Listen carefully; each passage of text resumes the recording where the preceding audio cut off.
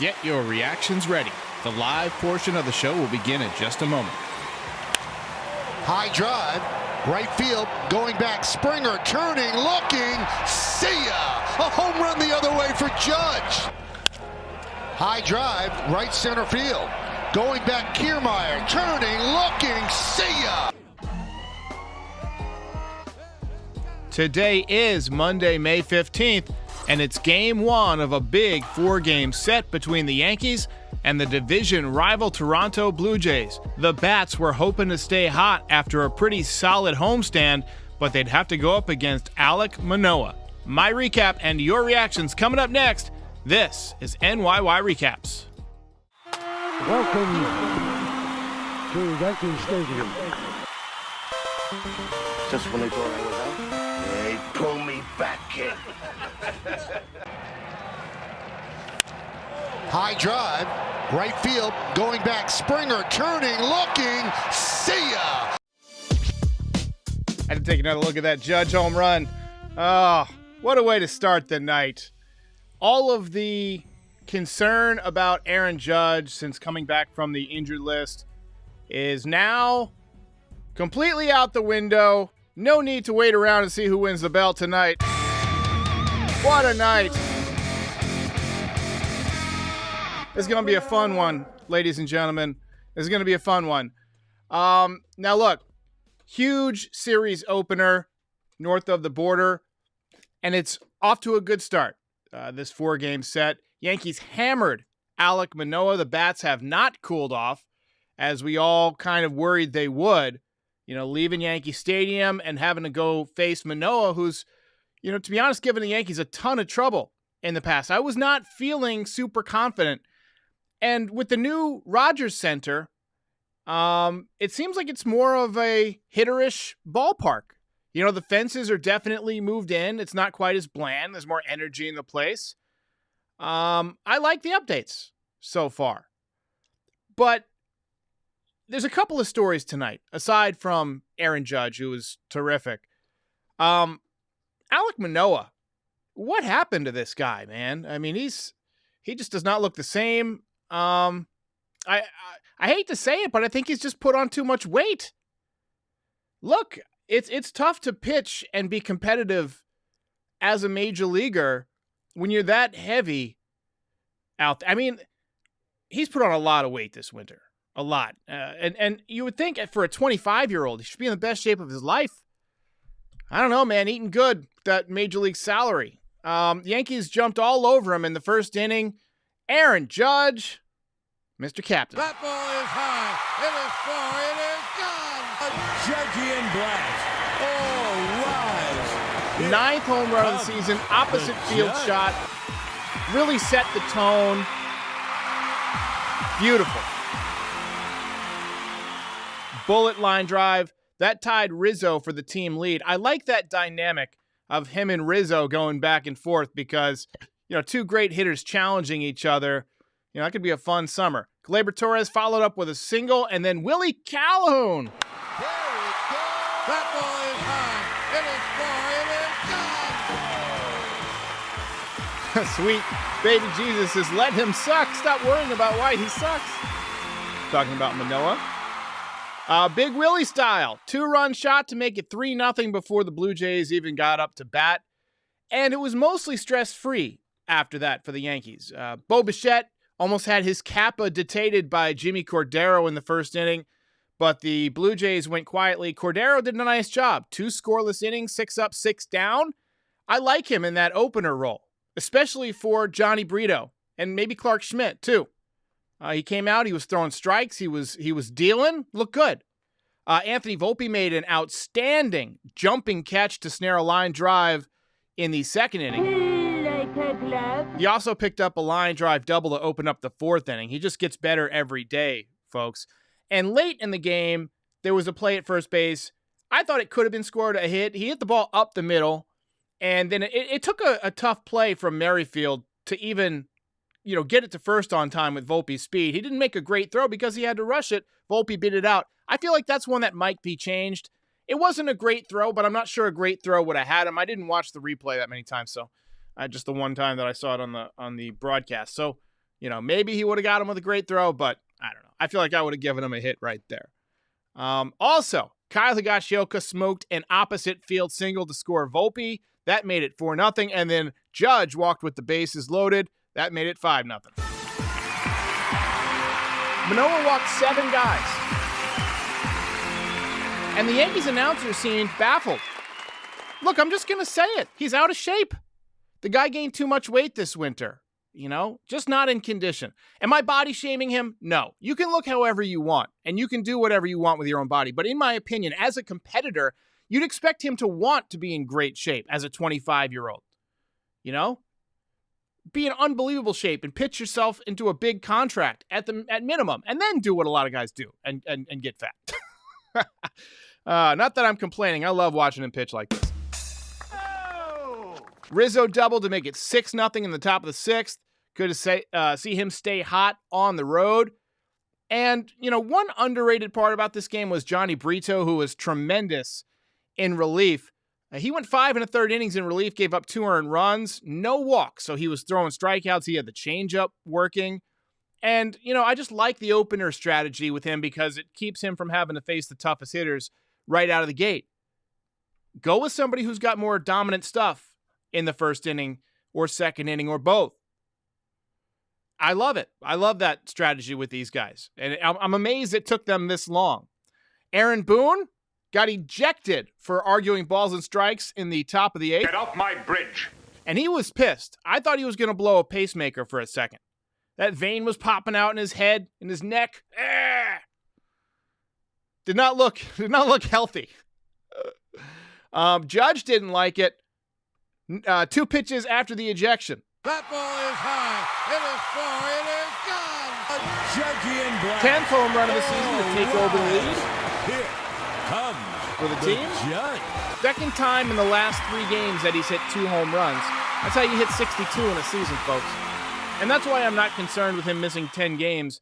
He's still going to put up humongous numbers because he can do this. He might hit 5 more 2-homer games this season. In fact, at some point, he's probably going to hit a 3-homer game because he's never done that in his career. The problem is that once he gets to 2, guys kind of stop pitching to him. So what you need is for there to be, essentially, he hits a couple of home runs early in the game, and then late in the game, the bases are loaded, and you have nowhere to put him. And maybe they walk him with the bases loaded, but if it's like a big blowout or something, they might just say, hey, let's pitch to him. Then maybe he hits a grand slam for a 3rd home run. Maybe I'm forecasting future events. We'll see. Game was pretty much stress-free into the 8th. Brito ran out of gas. Glaber botched a double play ball. Did not help. He's been allergic to double plays this year on defense. He's thrown a few of them away. This one he tried to shovel pass. Not good. But Mike King came in and slammed the door on the rally, and he hung around to close out the 9th inning. And the Yankees win the opener. Ball game over. Yankees win.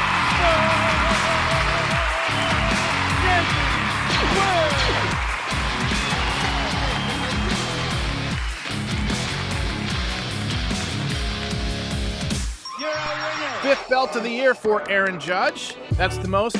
And we got something new tonight because, as great as Judge was, I do feel like Johnny Brito deserves some credit. So we want to give him the participation trophy. That's something new. Nice job by Johnny Brito. It's the honorable mention.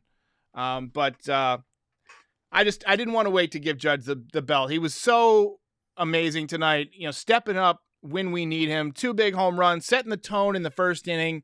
Just an outstanding performance from Mr. Judge. Let's see here.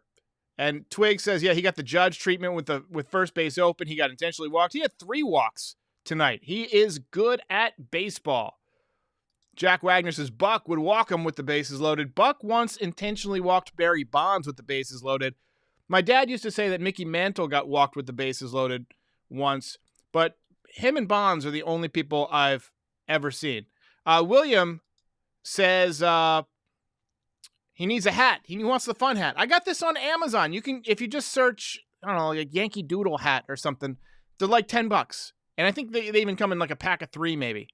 That's why I got them all over the place. I got them all over the place. I'm thinking about at the end of each season, signing them and raffling them off for charity and just like, all the proceeds go to, some kind of charity. I don't know. We'll see. Maybe teaching Aaron Boone how to manage baseball games. I don't know. Lou Rom says we're climbing the ladder out of the basement. With this game, the Yankees are 24-19. They're back to 5 games over 500. They are 7.5 games back of the Rays. The Red Sox are currently in last place. They're 8.5 back. Let's take a look and see what the Rays are doing tonight. I'm not even sure they're playing tonight. They are not playing tonight. So the Yankees will make up a half game in the standings. Let's take a look at the box score. So, as you can see, 8 hits for both sides. Yankees get 7 runs. They make 1 error. That was Gleyber Torres. Story of the night, obviously, Judge. 2 for 2 with 3 walks, on base all 5 times. The OPS climbing back up. 957. He's got 10 home runs. He missed 10 games. He still leads the team in home runs. Rizzo, 1 for 5 tonight, still hitting over 300. Calhoun with the big 2-run home run. He's got 3 dingers on the year. And that was one of those ones where I did not expect him to be able to go deep in this ballpark because the old ballpark, the ball did not travel well. I mean, it's the same ballpark, but like with the new dimensions, I mean, they've come in a lot. They really helped him out. Cabrera 0 for 3 with 3 walks tonight. He did hit the ball hard once. What did Volpe do? 1 for 5 with a double, hitting 217. Isaac says, how many games back at Tampa? We are 7.5 back of Tampa. And the Orioles just lost 9-5. All right. Bing. All right, let's take some of your comments. Lord Raiden says, runners in scoring position hitting is still shaky, but we're mashing bombs so people won't notice. Hey, I'll take bombs. Obviously, the Yankees need to hit better with runners in scoring position. It's been a recurring problem for decades. 25 years, at least. We've had that problem. It's really, well, maybe since about 2001, I'd say. 22 years. Once this team became more, I guess, like home run centric, it became an issue. I'd say maybe it was 2002. When they added Giambi. And then the next year it was, who did they add? They added Matsui. Matsui was pretty good with runners in scoring position, but A-Rod and Sheffield were both considered home run hitters, and that became more the focus of the team in 2004. And since then, I don't think they've changed their focus. They've been a home run hitting team. So the Mets, yes, are struggling, and Verlander going tomorrow against the Rays, so we need him to step up. One of the few times in life that I will be rooting for Justin Verlander. Darthius says, this was a great game besides the bottom of the 8th, and now it's time for Herman to continue his recent dominance. I'm looking for a big game out of Domingo. He's been pitching pretty well. He's been feeling good. He's one of these guys who can have long stretches where the stuff is really good. And I feel like we're just getting, like he's just ramping up. He's just starting that climb to his peak, which it'll last probably 6 weeks. And then he'll start to cool off in late July, August when he starts to tire down. That's what always happens with him. But hopefully by then we'll have Rodon back and we'll have Severino back. And then you can just slide Herman back into the bullpen where I think he would be fine. But we're getting ready to get a nice little stretch from Herman, I think. I'm not guaranteeing anything tomorrow, but I feel like he's going to have a good game. Lori C says that the Jays announcers were insinuating Judge is cheating. Judge is a human cheat code. Like, he's just a giant person. He's stronger than everybody. He's a better hitter than everybody. How's he cheating? Just by being stronger, bigger and stronger? The man's like, a giant. Of course he's going to hit the ball 460 feet when he connects. And this was not a good pitch. Let's take a look at the Judge home runs tonight when that part of the screen comes up. Let's see here. All right, we're going to take a look at it right now. Here's the first one. That's a fastball. That's center cut right over the middle of the plate. Up in the zone. He's just late on it a little bit, but he barrels it up and smokes it. And then this is later. This is a hanging slider down the middle of the plate. He's the MVP. What the hell do you expect him to do? He's the MVP. That's a hanging slider. That's what MVPs do with hanging sliders. That's a terrible tape by the Jays. Awful. Awful take. And frankly, that's irresponsible. That's how rumors start. That's how, I mean, this is a game where baseball's clamoring for stars. Major League Baseball is looking for that guy who can be the face of the game. Obviously, you have Ohtani, you have Trout to a degree, but they're out in L.A. Judge is the star for the New York Yankees. 62 home runs, MVP, $1 million smile. Great guy. Wonderful family. And you're going to say he's cheating because he hit a home run off a fucking hanging slider? Give me a break. It doesn't work that way. Shut up, bitch.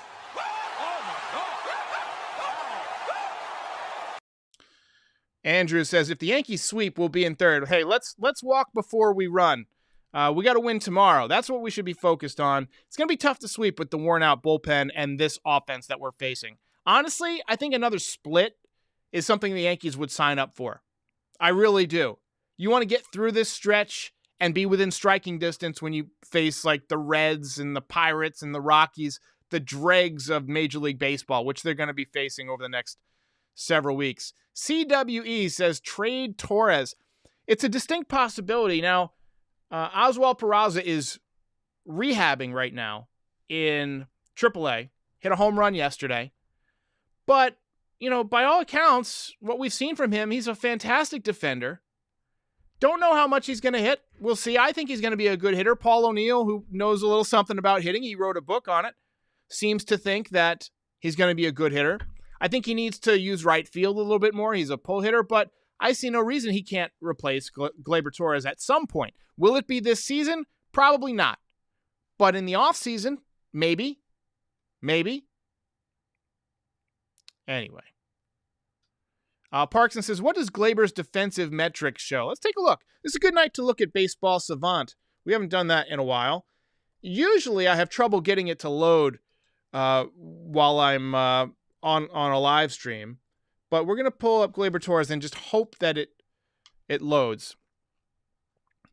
And bear with me just a second. So we do have it. All right. So, Gleyber Torres, defensive metrics. So what you want to look at, there's two things. Outs above average, which is how many outs do you create at your position more than the average player. So he's slightly above average at this point, 57th percentile.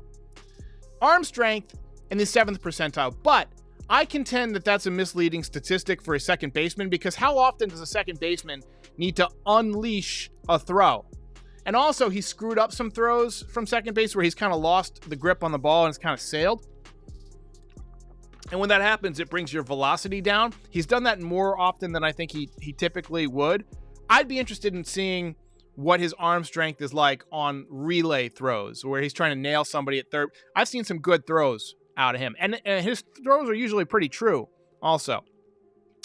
What you like is the strikeout percentage. He's really good this year. Walk percentage, really good.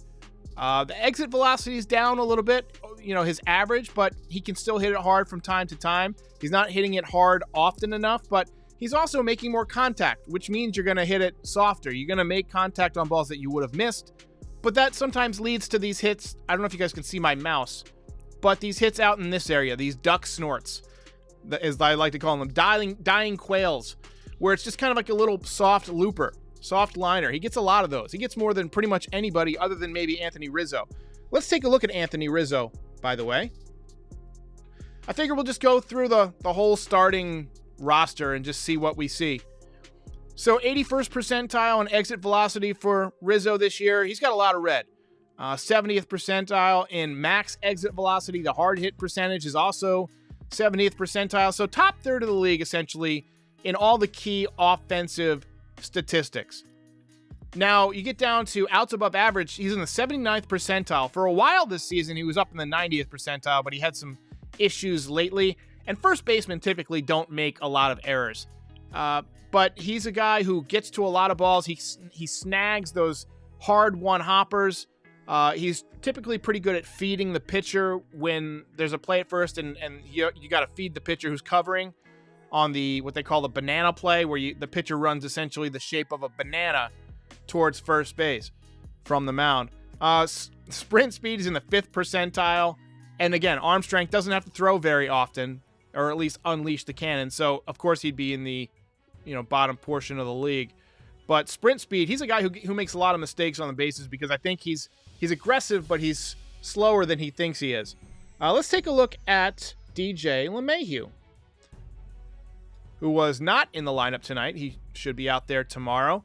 Although, with the turf, wouldn't surprise me if they sit him a couple of times in this series. He's been playing a lot. You want to keep him rested. Average exit velocity in the 88th percentile. Hard hit percentage in the 91st percentile. He's another guy who's not very fast. 17th percentile in sprint. But defense is strong. He's just having another very solid season. Let's take a look at the average exit velocity. 92.1. And the league average is 88.4. So he's above average. So that's good. Robert says, who has better sprint speed, DJ or Rico? Or Rizzo? Definitely DJ. Let's take a look at Oswaldo Cabrera. Now, he's a guy, look, I forget what this is. X weighted on base average, or this is one of these 5-letter acronyms. Not too good. Expected batting average only in the 10th percentile. Slugging expected only in the 5th percentile. But he hits the ball about as hard as most people in the league, 51st percentile. Defense is his strength. 92nd percentile in arm strength. Outfielder jumps. He gets a great jump for being a natural infielder. And outs above average. He's above average, and he's got good speed. The Yankees do have more speed this year. Let's take a look at the big man. Now with 10 home runs this season and 5 belts. And as you can see, he's bright red in a lot of categories. He hits it harder than pretty much anybody, more often than anybody.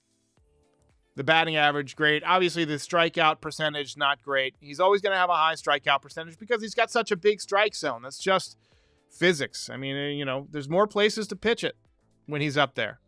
There's more area. More surface area of the non-surfaced strike zone, if that makes any sense. He's above average defensively. Remember, he's played a lot of center field. One thing you want to see from Judge, you want to see more of this. You see how he's got these 2 long balls out to right field? When he's really going, he'll hit that ball to right center a lot. I expect this area to be full of red and blue by the end of the season. Let's see here. Who else we want to look at? How about Jose Trevino?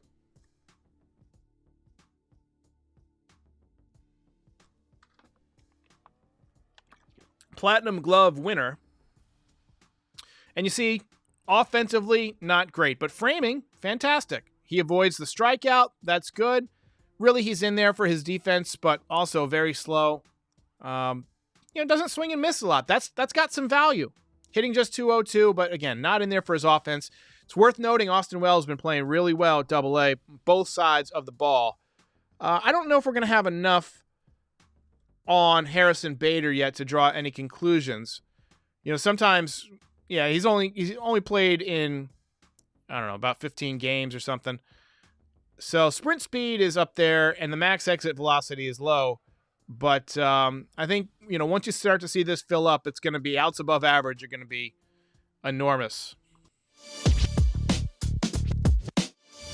Robert says Hicks did have a hit tonight. He did. Absolutely. Let's hear it for Aaron Hicks. You never know what you might see at a baseball game.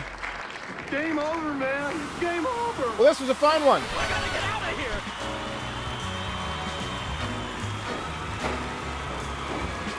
Sam Austin says Volpe was 1 for 5. Should have been 2 for 5. Did we look at Anthony Volpe? You gotta go. You gotta go. Anyway, Volpe's in the 67th average exit velocity. Hard hit percentage is in the 72nd percentile. Barrel percentage, 72nd percentile. 71st percentile in outs above average. So he's good in a lot of areas. Strikeout percentage is down. I broke this down with Pete on Designated Spitters yesterday. We went over Volpe's StatCast page. So good episode to go back and watch if you want a further breakdown of him. But tomorrow, I'll be back after the game. One more round of applause for Mr. Aaron Judge, the captain. I'll see you next time. Hey everybody, that's a wrap for today's episode. Thanks so much for watching and listening to the podcast. We appreciate your support, and we've got a few ways that you can help us continue to grow. First off, you know this, hit that like button and subscribe to the channel. It helps other passionate fans like you discover us and join the conversation. If you're active on social media, give us a follow on Twitter at NYY Recaps Derek and Instagram at NYY Recaps for in-game and post-game content. And if you want to take your support a step further, consider becoming a member to get your name featured in lights on each post-game show. And I try and put out occasional members-only videos. We're going to be doing more of that soon because we've got a significant amount of members now. And for all you Yankees fans out there, visit NYYRecaps.shop to snag some awesome merch for your favorite players. We've got hats, hoodies, mugs, coasters, artwork, you name it. Thanks again for tuning in. And if you want more content from Derek, that's me, the creator of this channel, check out my other channel, STREAMSKI. It's got content on things like UFOs, paranormal activity, all that kind of fun stuff. So check it out. I'll see you next time. Ball game over.